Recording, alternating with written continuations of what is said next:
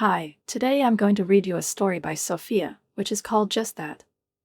My mom said the family party was cancelled, but when I showed up, I found them celebrating without me. Don't make a scene, or we'll disown you, my dad hissed. So I kept quiet, but I did it. 2 weeks later, my door was shaking. And before we continue, write in the comments what city you're watching this video from. Enjoy. Well, here we go. My name is Sophia, I'm 30 years old, and I work as a crisis manager. It's not just a fancy title for a resume or a pretty line on a LinkedIn profile, it's a craft I've dedicated most of my adult life to, honing my ability to stay calm when everything around me is collapsing like a house of cards in a sudden gust of wind.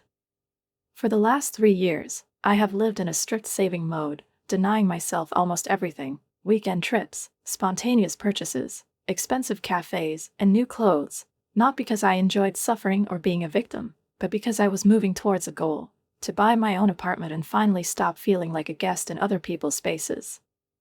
I managed to save exactly $150,000, an amount that, by local standards, meant the opportunity to make a decent down payment and start living in a home that I could call my own. My family knew about it. I did not hide my plans and often enthusiastically shared them. I talked about what kind of wallpaper I wanted for the bedroom, how I would furnish the kitchen, what kind of sofa I would choose for the living room, and my mother seemed sincerely happy for me, and my father sometimes even patted me on the shoulder with a rare expression of pride in his eyes. My older brother Mateo always laughed that I was the most responsible person in the family, and perhaps he was not so far from the truth. Sarah, my older sister, reacted to my stories in different ways, sometimes with polite interest, sometimes with irritated silence. She is 33, and she is married to Romeo, a man with striking appearance and no stable sources of income. Together, they have been running a consulting business for 5 years, the point of which, to be honest, I still do not understand. They had financial problems every now and then. Sarah complained that clients were late with payments, that they had to cut staff, that profitability was dwindling. I helped them before, but in small ways: 2,000 here, 3 there, amounts that were noticeable, but not critical for my budget. I thought that this was temporary, that sooner or later their affairs would improve, because it is impossible to forever balance on the edge without drawing some conclusions. But a week ago, at a family dinner, everything changed. Mom had made her rosemary stew, the aroma of which always took us back to childhood, and Dad had opened a bottle of red wine that he said he kept for a special occasion. We were sitting at the table, talking, laughing, and everything was as usual, until Sarah suddenly put down her fork and looked at me with a look that immediately struck me as alarming. "Sophia, I need to talk to you about something important," she said, and the table immediately fell silent, as if everyone sensed that something significant was about to happen. "Romeo's business is in serious decline. We need money to save it. Fast. We are counting on you." I looked at her in confusion, then looked at my parents, who had stopped chewing and were also simply looking at me. "How much money are we talking about?" I asked, already feeling the muscles in my back tense. $150,000, she said, and I almost choked on my wine. It was literally all the money I'd saved for 3 years. My entire dream. "Are you serious?" I whispered, hardly believing what I was hearing. "Yeah," Sarah said, "I know it's a lot. But we're desperate. If we don't get this money, we'll lose everything." I closed my eyes for a few seconds and took a deep breath. My professional side was starting to override my emotional reaction. "Sarah, look, you know what I do. Let me help you for real. I'll look at your finances, find where your holes are, and we can restructure your debt, cut your expenses, maybe even redesign your business model." But then Romeo spoke up, for the first time that evening. "We don't need your advice," he said, and his voice was cold. "We know what we're doing. We just need capital. Romeo, if you don't fix the root causes, this money will just go to waste. In 6 months, you'll be in the same situation, only with debt." "We're not asking for business advice, Sophia," Sarah said forcefully, and I saw her cheeks flush. "We're asking for help. We're family." I looked at my parents. Mom was sitting with an impassive face, and Dad seemed to have grown into the back of his chair. Mateo was staring at his plate, as if he could fall into it and disappear. And then I realized that no one would say anything. The decision was entirely mine. Sarah, I can't give you all my savings. This money is the result of 3 years of sacrifice. I ate instant noodles, counted every coin at the cash register, refused holidays, avoided new things, skipped vacations and even meetings with friends, just to save a little more, another 100, one more drop towards my dream, the dream of a house where I could close the door and know that behind it was only my space, my breath, my peace. Romeo, sitting next to Sarah, leaned forward with an expression on his face as if a particularly brilliant idea had just occurred to him. "What if you just take out a loan for us?" he said, almost casually, as if he were offering to lend me a book or bake a pie. "You have a good credit history, don't you? The bank won't give us anything because of our current situation." And he didn't even blush. I stared at him in stunned amazement, barely able to stop myself from asking again, not because I didn't understand, but because I couldn't believe my ears. "You want me to go into debt for your business? A business you just admitted is basically failing?" My voice was thick with suppressed emotion, but the words came out loud and clear. "It's not a failure," Sarah interjected, her voice shaking. "We just need help." I closed my eyes for a second, took a deep breath, and tried again to remain constructive. "Then accept my help. Let me assess your finances and create a solid recovery plan. I know how to do this, I do it every day. I'm not just telling you, I can actually help you." But all I got was a tired, hard, "We don't need your recovery plan. We need your money." The conversation seemed to be going in circles. I watched their faces, which reflected a mixture of resentment, irritation, and some kind of internal judgment. Mom and Dad looked at each other across the table, worry flickering in their eyes, and I knew that at any moment one of them would intervene. And finally, Dad spoke. His voice was low and heavy, as if he himself had difficulty bringing himself to say these words. "Sophia, maybe you should think about helping your sister. She is family, after all." "Dad," I offered help. "Just not the kind they want. They don't want help, they want my money. Without guarantees. Without a plan. Without responsibility. And how can you insist on this?" Sarah abruptly threw her napkin on the table. "Okay. I think we know where we are," she said, not even looking me in the eye, and stood up. She looked at Romeo and nodded. "Come on, then." They left without saying goodbye, without looking back, leaving behind a strange emptiness and tension that hung in the air like belated thunder after lightning. After they left, the rest of the dinner became incredibly awkward. Mom sat silently, sighing every now and then, as if trying to push all the tension out of herself along with the air. Dad began to talk about the importance of family loyalty, about how in difficult times we must stick together, no matter how difficult it was. Mateo, however, did his best to change the subject, trying to say something about his children, about a new project at work, but it sounded hollow and out of place. "You know, Sophia," Mom said as I was already putting on my coat at the front door, "you could have handled this better." I froze, not believing that I had heard it from her. "What?" "By agreeing to give all my money to a business that was clearly not working?" I turned to her. She just shook her head. Being a great support to her sister when she was going through a tough time. Driving home that night, I felt both empty and angry, a new, unfamiliar combination. I knew I was right. Simply investing in a failing business was like pouring water into a cracked bucket. But Sarah was my sister. And seeing her upset, seeing her turn away from me as if I were a stranger, hurt. And I couldn't get that scene out of my head, the way she looked right through me, as if I was no longer part of the family. A week passed. I tried to immerse myself in work, to focus on clients, on tasks, on negotiations, but my thoughts kept returning to that night.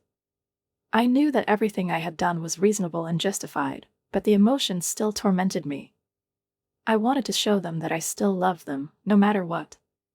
That's why I gave my mom $1,500 for food and decorations for a family party, as a gesture, as proof that I hadn't abandoned my family despite the fight.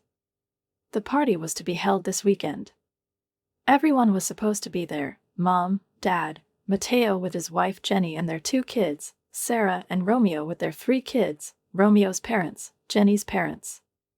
I even started to look forward to it, imagining us laughing, feeling like a family again, everything slowly getting better.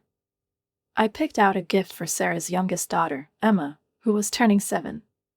She had long wanted a large art set with watercolors, brushes, and colorful pencils, and I thought that this would be, perhaps, a small step toward reconciliation.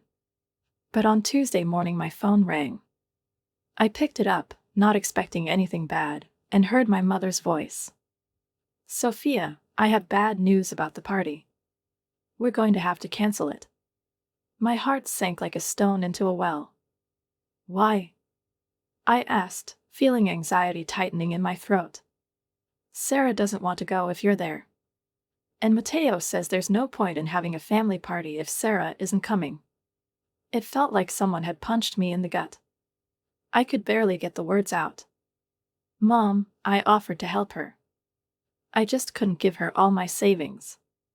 There was a long pause, where it seemed like years of relationship were frozen. And then my mother said, "I think you've made your choice, Sophia. Now we'll all have to live with the consequences." And she hung up before I could say anything. The week after Mom canceled the party was strange, not in the light, easy sense of the word, but in a deep, almost physical sense of something out of place, as if an invisible crack had opened up in the rhythm of my life and was growing with each passing day, filling me with both heaviness and emptiness. I tried to focus on my work, but I could barely finish anything because my thoughts kept slipping back to that Saturday, to that conversation with Mom, where every word she said was a sting, a distant but real betrayal veiled as concern. Part of me felt guilty, quietly whispering that maybe I should have just given Sarah the money and dealt with the consequences later, because she was my sister, after all, and family was, according to my parents, the most important thing. But the other, logical part of me, the one that had spent years building a career, managing other people's crises, and analyzing situations with cold precision, knew that no amount of money would solve Sarah and Romeo's problems, because it wasn't a matter of not having enough money, it was a complete inability to manage what they already had. By Friday, I had made a decision. I was going to visit my parents anyway. The party might be cancelled, but that didn't mean I had to cut my family out of my life. I'd been avoiding them for a week, and it hadn't brought any relief to anyone, not me, not them. Instead, the shadow of the conflict hung over me constantly, like a fog that wouldn't dissipate even under the bright office lights. I decided to buy my mother her favorite apple cinnamon pie from the old bakery downtown, the one she always remembered so fondly, telling stories of how her own mother used to take her there as a child. On Saturday morning, I got dressed, picked out a neutral but neat outfit, did my hair neatly, and went to my parents' house. It was the day when our family party was originally supposed to take place, and the thought of it brought a sadness to my chest, quiet, like the winter rain outside the window, but still palpable, almost physical. But when I pulled up to their house, I saw something that made my blood run cold.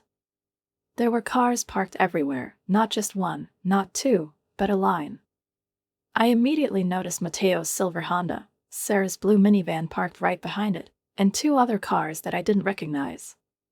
My hand started shaking as I sat there, the engine running, looking at the house. Through the large front window, I could make out the silhouettes of people walking by, laughing, music playing, the ringing sounds of children's laughter. It was all too familiar, too happy. They hadn't canceled the party. They'd just canceled me.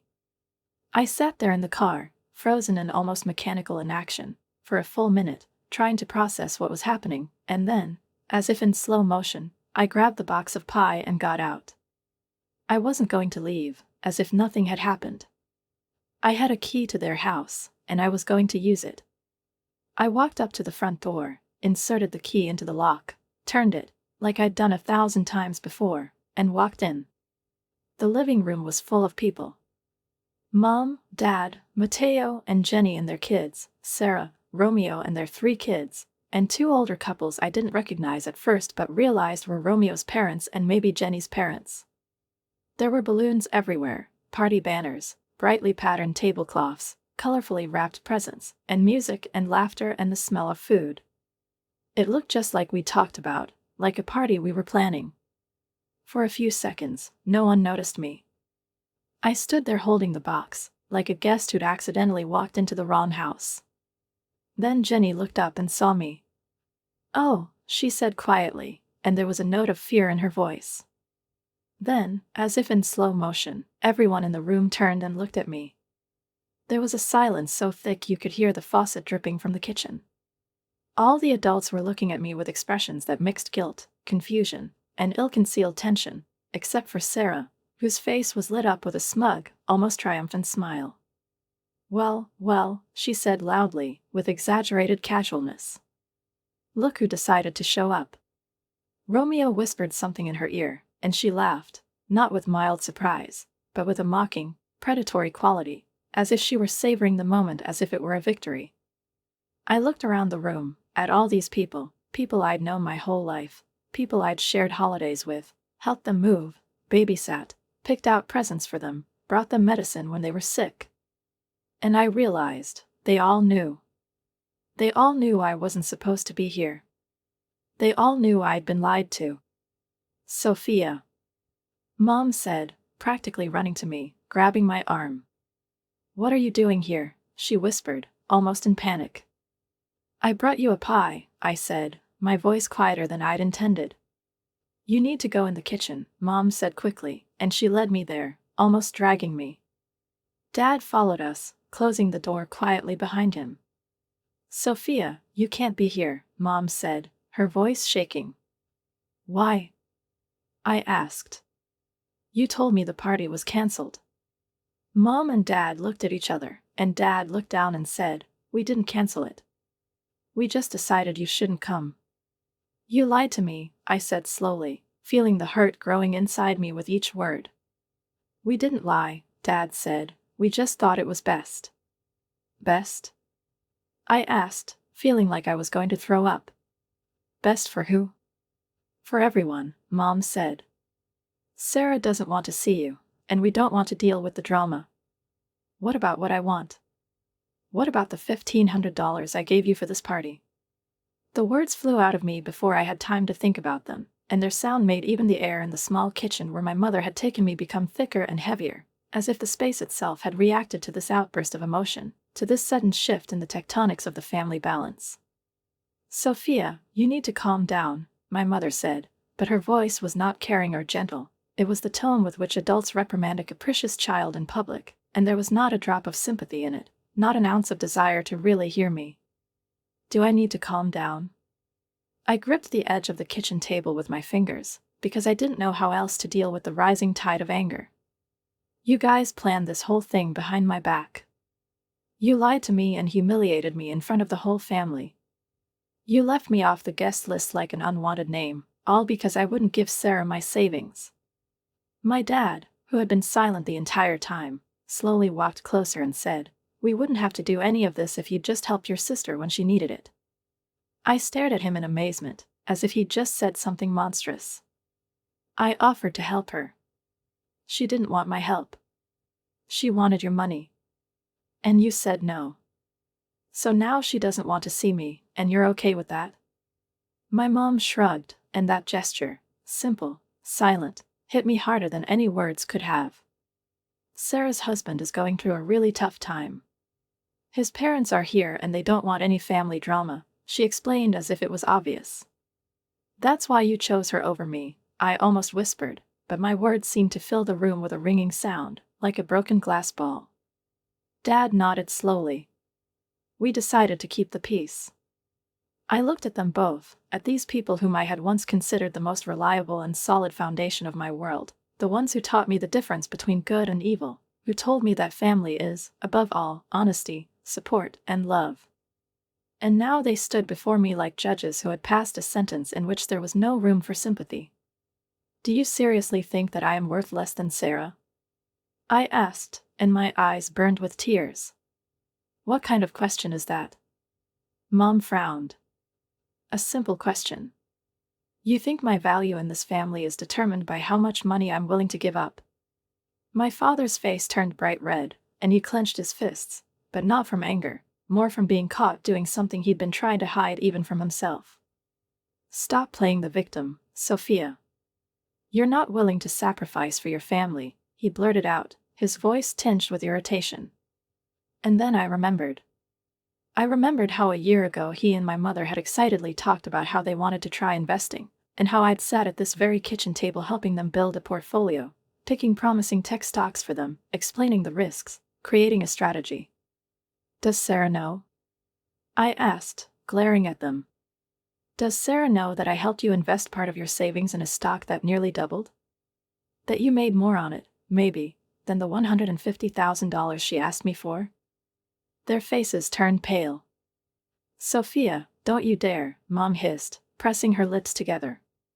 Dad came closer and whispered, gritting his teeth, if you make a scene and tell everyone about our private financial business, we will never speak to you again. I looked at both of them, and in that second, something inside me changed dramatically. I realized that I didn't want to be here anymore. Not because I was afraid of a scene or their anger, but because there was no longer a place for me in this house, in this family, the real me, the living me, the independent me. I didn't want to argue. I didn't want to persuade. I didn't want to be the one asking again and again for recognition that she was right. I was tired. Tired of feeling guilty for making a sensible, thoughtful decision about my money, my life. Okay, I said quietly, but with unexpected firmness. I'll leave. I turned and walked back through the living room, where the conversations had died down and the eyes were focused on me again like spotlights. I felt the pie in my hands grow warm and heavy as I walked, as if it had absorbed the absurdity of the scene. As I approached the front door, a loud voice called out from the sofa, "Bye, Sophia. Thank you for coming, but you're not welcome here." It was Sarah. She was sitting with her arm around Romeo's, and her smile was not just pleased, it was triumphant, like someone who had just gotten everything she wanted, and had gotten it in a way that gave him particular pleasure. I turned and looked at her. She met my gaze without a trace of regret, with icy triumph. "You're right," I said. "I'm not welcome here." And I left. I drove home, gripping the steering wheel so tightly that my knuckles were white, my hands shaking, and I barely had control of the car. Everything that had happened replayed in my head over and over again. Everyone's faces in the living room, the silence, Sarah's smug smirk, my parents' indifference. When I finally got to my apartment, I was so angry that for a moment I thought I was going to throw up. I needed to do something to calm myself down before I went completely crazy. I stepped into the shower and stood under the icy water until my breathing became regular and my thoughts became a little less frantic. Then I made myself some mint tea, sat on the couch, and tried to piece together everything that had just happened. But the worst part wasn't even that they'd lied to me. The worst part was that they all, every single person in that room, knew I didn't belong at that party. And they were fine with that. In fact, I was pretty sure they discussed it before I arrived, maybe even laughed at it, like it was some funny family secret.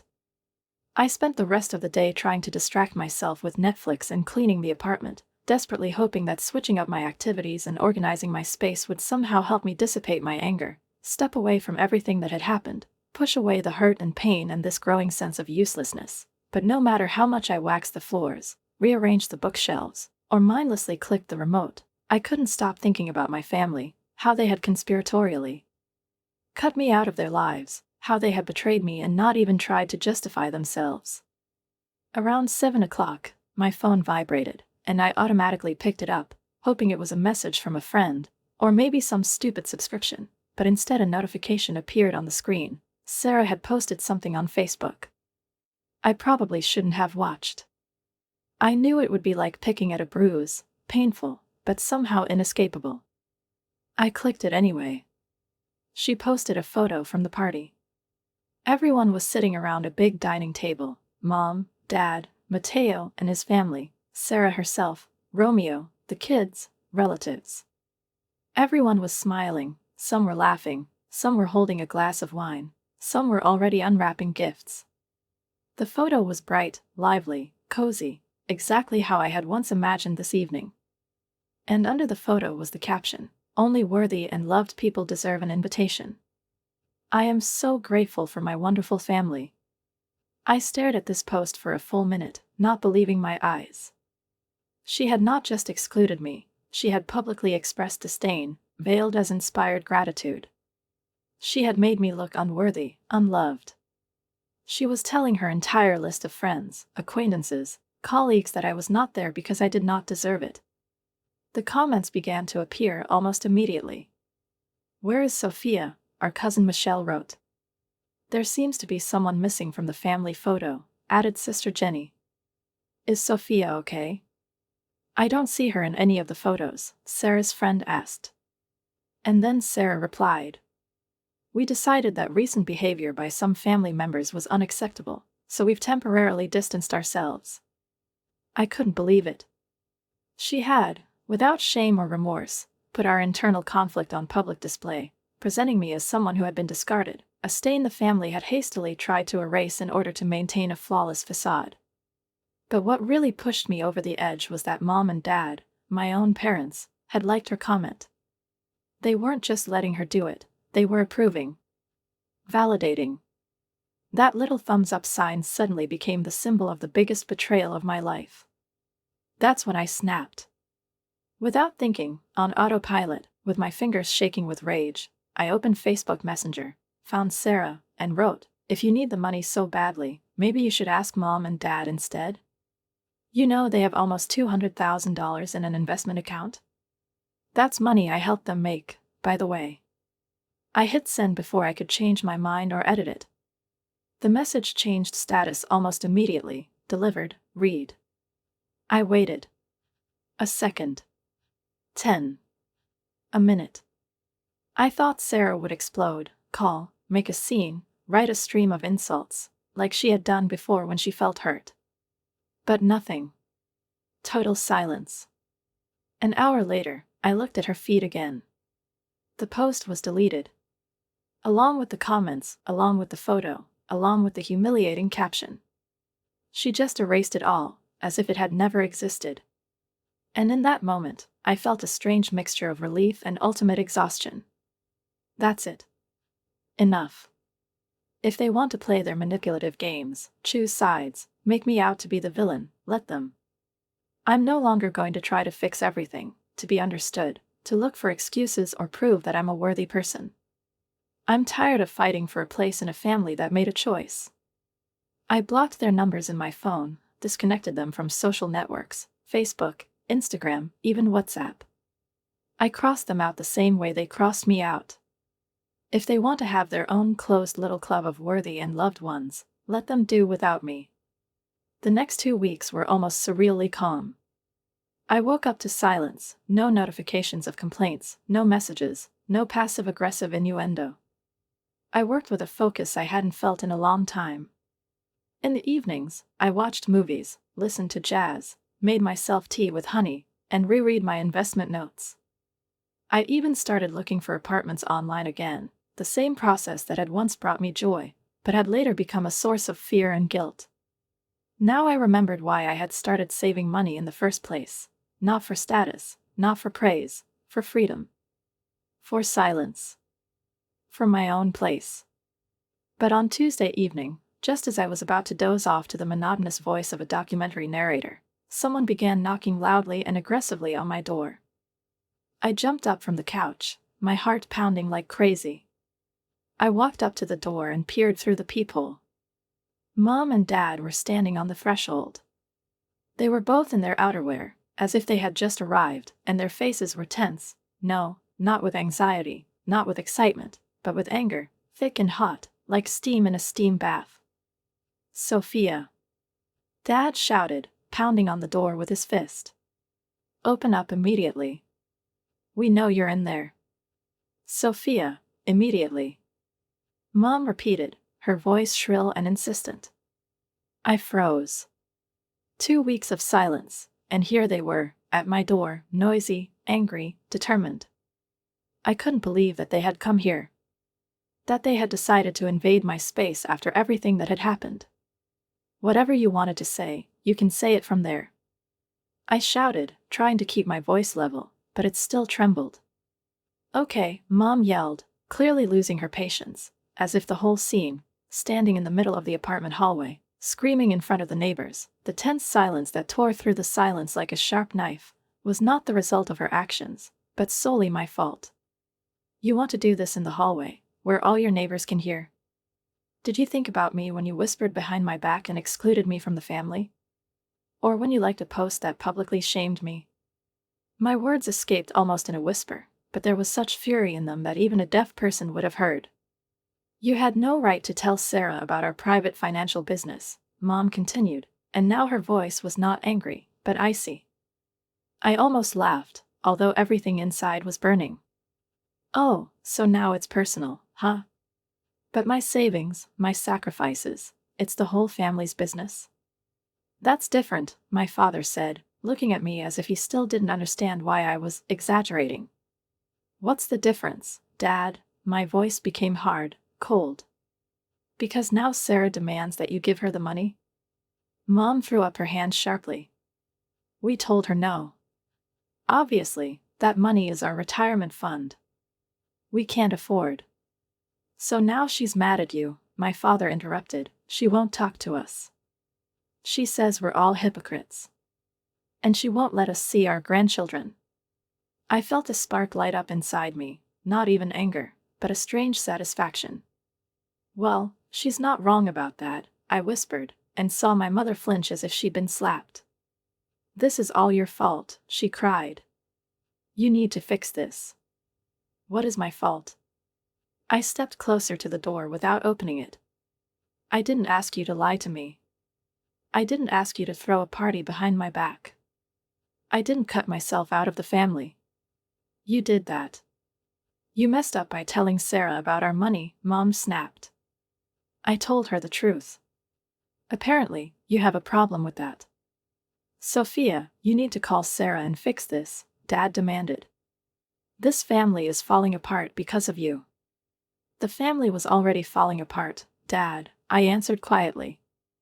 I just stopped pretending that everything was okay. If you don't fix this, we'll never forgive you. Mom's voice was trembling with an ultimatum, a final desperate spurt. I looked through the peephole.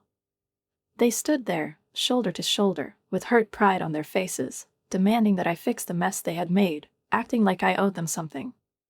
And then I said, loud and clear, you know what? I don't need your forgiveness. I'm done with all of you. Get away from my door before I call the police. They froze for a moment. Then I heard Dad say, come on, Linda. She can't help. It's not over, Sophia, Mom called out as they walked away, but for me it was over. I didn't want to fight anymore, didn't want to try to be understood or heard, didn't want to beg for a place at the family table. The next morning, waking up with the same weight in my chest but without the dread of it, I dialed my boss and asked about a transfer to our Colorado office. He said the position was still open and that if I really wanted it, it could be arranged within a month.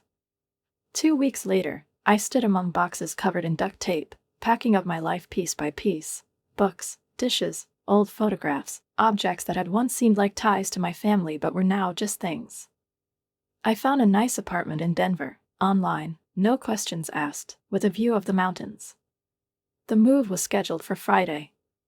I didn't tell anyone. After the scene at my door, I changed my phone number, purged my social media, removed myself from their lives as quietly as they had removed me from theirs. The job in Colorado wasn't just a move, it was a promotion. I would now be in charge of an entire team of crisis management specialists, and I really liked the sense of responsibility, the trust they placed in me. The pay was higher, the status was more solid, but most importantly, no family drama, no surprise visits, no judgmental looks at the dinner table. Just me, my job, and my choice. Moving day went surprisingly smoothly. I drove behind the truck, listened to psychology podcasts, then switched to my favorite music selections, from classical to indie, and felt how with every mile between me and my old life it became easier to breathe. Sometimes I even laughed, for the first time in a long time, just from the feeling of freedom, not because something was funny. Denver greeted me with fresh mountain air, clear skies, and this strange but so pleasant feeling that no one here knows anything about me, no one knows that I have a family that once abandoned me. I immediately dove into work. My new colleagues had a lot of tasks, and I felt needed, respected, professional. After a few weeks, I began to make new friends, at coffee shops where I bought cappuccino in the morning, at a book club that took place every Wednesday in a small antique store on the corner. I finally began to feel truly happy. Not just in moments, but in general, every day. My new apartment was exactly what I dreamed of. It was located in a quiet, green area, where the streets were buried in trees, and on weekends they set up stalls with farm products on the corner. With a view of the mountains from my bedroom window, I woke up every morning feeling like I was living in a postcard. I started looking seriously at buying property here in Colorado. Now that I had a promotion, stability, and no one trying to make me feel guilty about my decisions, I was ready to take the next step.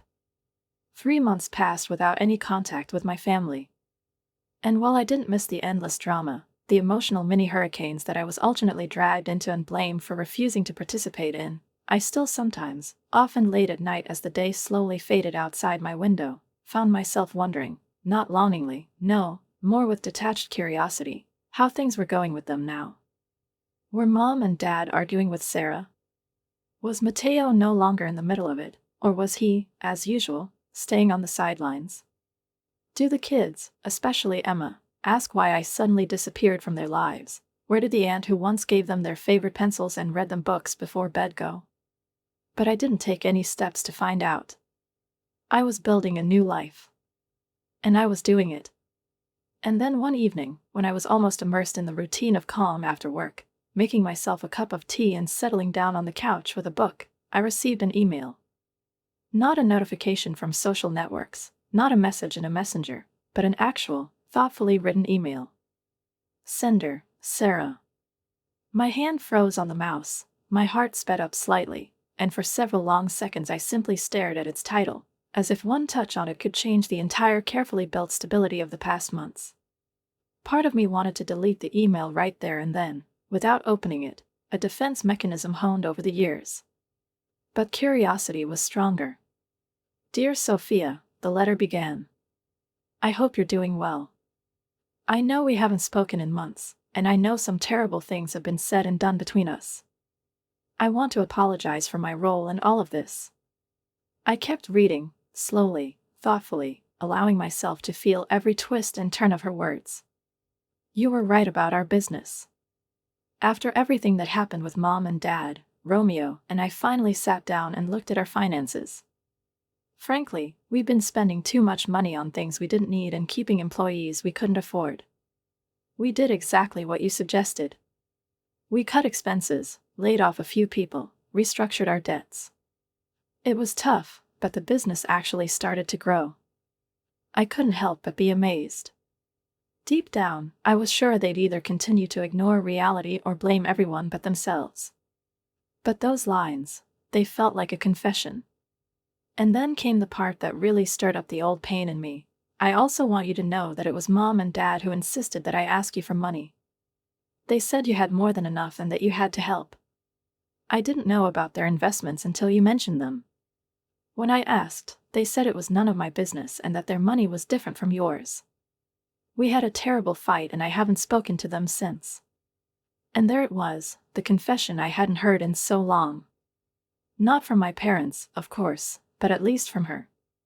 The letter continued, Mateo still talks to Mom and Dad, but he doesn't talk to me either. He thinks I started the whole conflict when I asked you for money. Our family is divided now, and no one really talks to anyone. And then the final, careful but sincere words. I know I hurt you deeply and don't deserve forgiveness, but I wanted you to know that I'm sorry. Now I understand why you said no. You were not only protecting yourself, but also trying to save us from falling. I was too proud and scared to listen. I don't know if you'll ever want to see me, but if you do, I'm here. No pressure. I just want you to know that I'm ready to talk. I read the letter 3 times, closed my laptop, and sat for a long time, looking out the window as the evening turned to night. 2 forces were fighting inside me. One was the one that still missed the children's voices, Emma's laughter, the opportunity to simply be an aunt, not part of the struggle for a place in the family, but someone who brought warmth. And the other was the one that was building boundaries, reminding me of the pain, the lies, the manipulation. What if it all happened again? What if this is just a prelude to a new request, a new deception? In the end, I wrote back briefly. I got your letter. I'm glad you're doing well with your business.